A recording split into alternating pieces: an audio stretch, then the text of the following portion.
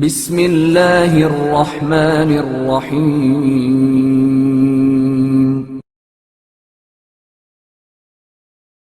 خلیفہ کا لباس۔ اپنے دور خلافت میں عمر ابن عبدالعزیز ایک دن ممبر پر تقریر میں مشغول تھے۔ تقریر کے دوران ممبر کے قریب بیٹھے ہوئے لوگوں نے دیکھا کہ وہ اپنے دامن کو بار بار ہوا میں لہرا دیا کرتے ہیں۔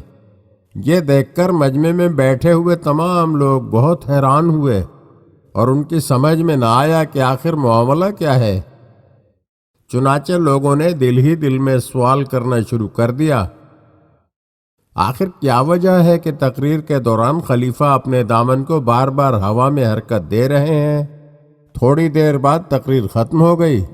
اپنے اپنے گھروں کی طرف جانے سے قبل لوگوں نے تحقیق کی تو معلوم ہوا کہ خلیفہ نے مسلمانوں کے بیت المال کی حفاظت اور اپنے بزرگوں کی فضول خرچی اور زیادتیوں کی تلافی کی خاطر اپنے لیے صرف ایک جوڑا کپڑا ہی بنوا رکھا ہے۔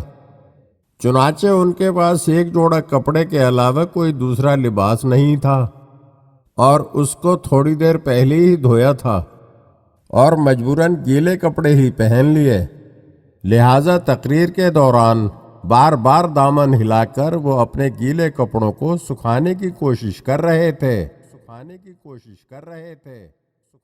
اگر آپ ہمارے چینل کی نئی ویڈیوز دیکھنا چاہتے ہیں تو ہمارے چینل کو سبسکرائب کریں اور گھنٹی کے بٹن کو دبائیے تاکہ ہر آنے والی ویڈیو آپ کو جلد موصول ہو سکے۔ اور ہاں، لائک اور شیئر ضرور کیجیے اور اپنے قیمتی کمنٹ سے ہمیں آگاہ کیجیے۔